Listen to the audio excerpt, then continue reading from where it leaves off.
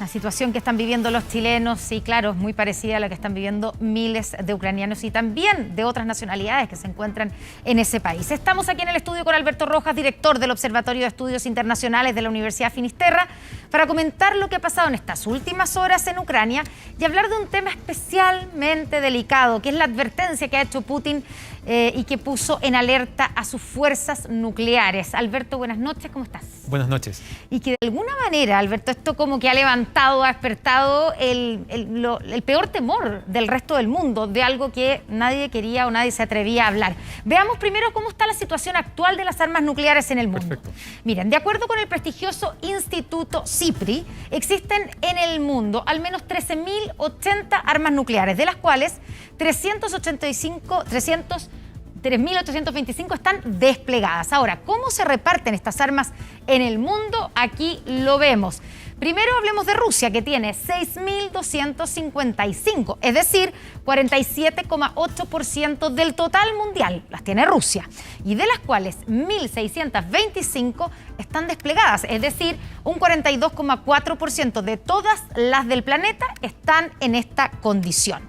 Además, el resto del mundo, 5.550 están aquí en Estados Unidos, 350 en China, 290 en poder de Francia, 225 en Reino Unido, 156 en India, 165 en Pakistán, 90 en Israel y se cree porque no hay cifras exactas, que en Corea del Norte hay 40 armas nucleares. Solo entre Rusia y Estados Unidos, si las sumamos entonces, tienen el 90,2% de las armas nucleares de todo el planeta. Alberto, en este contexto, con el poderío nuclear que tiene Rusia, ¿qué tan posible es que se concrete y qué podría pasar si se concreta la amenaza de Vladimir Putin? ¿O es simplemente una amenaza?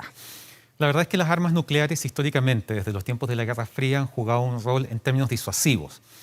Supimos que durante la Guerra Fría ambas potencias tuvieron una carrera armamentista, incrementando sus arsenales, llegando prácticamente a los 16.000 armas nucleares en su momento más alto. Desde ahí diferentes tratados han comenzado a bajar este número y claramente desde esos años que no se hablaba de armas nucleares en términos más reales, más concretos, como lo ha planteado Vladimir Putin, que ha deslizado, ha puesto sobre la mesa este concepto como una manera probablemente de generar presión sobre Estados Unidos y Occidente. El punto es que Vladimir Putin no es el único que tiene armas nucleares y él lo tiene claro, de modo que sabe que la posibilidad de usarlas, aunque sea de una manera acotada, inevitablemente generaría una respuesta de parte de Estados Unidos y de Europa Occidental. Y ese sería un costo increíblemente alto para estar dispuesto a pagarlo. Por lo tanto, la posibilidad que todos temen de un conflicto nuclear, de una guerra nuclear, es algo, por suerte, lejano. Hasta este minuto se ve en esos términos. Hay que recordar que las armas nucleares no están inmóviles, están en bombarderos estratégicos, están en submarinos, en plataformas móviles como las que se ven ahí. De modo que siempre están en movimiento y claramente existe un monitoreo mutuo para saber exactamente dónde están. El punto es, efectivamente, que la idea de usarlas abre una puerta que nadie quiere que se abra. Probablemente Vladimir Putin no y el resto de la humanidad tampoco. A nadie le conviene finalmente. A nadie le conviene porque en el fondo una guerra nuclear generaría un desastre global. No habría ganadores, solamente perdedores, como se sabe ya desde los años de la Guerra Fría. Bueno, hablemos de la parte más esperanzadora, las posibilidades de paz, de negociaciones, de la reunión, ¿cierto?, que tendrán ambos gobiernos, tanto de Rusia con Ucrania, en Bielorrusia. ¿Qué tan factible es que se logre un acuerdo de paz entre estos dos países? Habría que ser cauto con este primer encuentro. Sería la primera oportunidad en que delegaciones de Ucrania y Rusia se reúnan cara a cara. Ahí habrá que ver qué cosas se van a poner en común. Lo ideal tal vez sería que el primer acuerdo sería un cese el fuego, claro. Es decir, detener las hostilidades por un tiempo lo suficientemente significativo para avanzar en una etapa diplomática. Lo más probable es que Rusia, más que negociar con Ucrania, entregue un listado de exigencias, de condiciones que tengan que ver, por ejemplo, estamos especulando, pero por ejemplo, con la permanencia del propio presidente Zelensky en el poder. la búsqueda, que es uno de sus objetivos de Putin, la absoluta neutralidad de Ucrania respecto a la OTAN. Tal vez vamos a ver algunos temas que tengan relación con el territorio ucraniano mismo. Claro, porque de hecho ya hay zonas que están bajo el control de Rusia. Absolutamente. ¿Cuánto tiempo van a permanecer esas tropas rusas en Ucrania? ¿Cómo va a ser el repliegue? Y sobre todo, cuando se replieguen, si realmente Rusia se va a quedar con territorios de Ucrania, que es altamente probable.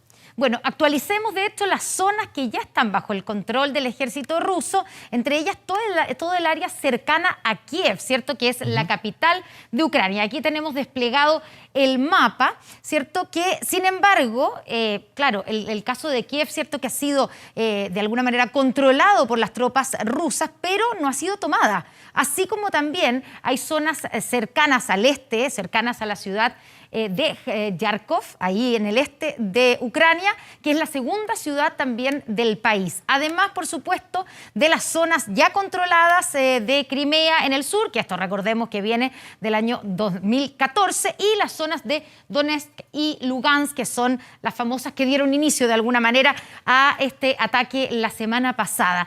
En este contexto, Alberto, uno se pregunta, ¿cómo es posible que con el poderío militar que tiene Rusia, que lo hemos mostrado acá, hemos mostrado los números, es tanto más fuerte, tanto mayor que el de Ucrania, Ucrania esté dando la pelea de alguna manera? Porque algunos pensaron que esto iba a ser algo de 2 días y que Rusia iba a controlar Kiev y controlar el resto de Ucrania. ¿Qué pasó? Efectivamente, cuando comenzó la guerra, como tú bien dices, se esperaba que Kiev cayera en cuestión de 48 horas. Y lo que hemos visto ha sido la resistencia de las tropas ucranianas, además de la población civil en armas.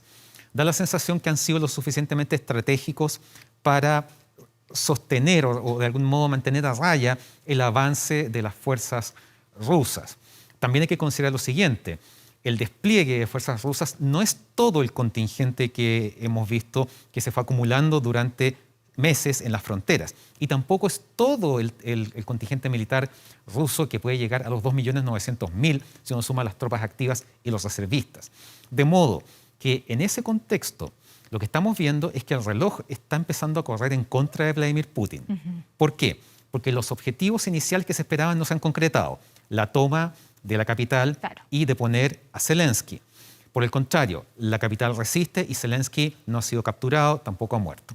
En ese aspecto, mientras más tiempo pase, mientras más tiempo se demore, eso va a empezar a afectar la imagen de Vladimir Putin como líder y también la imagen de poderío histórico del ejército ruso, lo cual sería muy grave. El tiempo corre en contra porque además ya hemos visto que diferentes países están enviando armamento a Ucrania. Armamento particularmente útil, como puede ser armas antitanques y misiles tierra-aire, con los cuales se pueden derribar, por ejemplo, helicópteros artillados. Y eso podría causar importantes daños a las fuerzas militares rusas en suelo ucraniano, lo cual además pone a Putin en una situación compleja. Acelerar esto significaría aumentar la capacidad destructiva de esta ofensiva, arrasar ciudades y aumentar el contingente, lo cual inevitablemente generaría más muertos y más heridos, es decir, un escenario aún más grave del que estamos viendo en este instante. Es de esperar que eso no ocurra y que sí sigan adelante y que tengan éxito las negociaciones entre ambos países. Muchas gracias, Alberto. Muy buenas noches. Gracias a ustedes. Como siempre, gracias por estar con nosotros.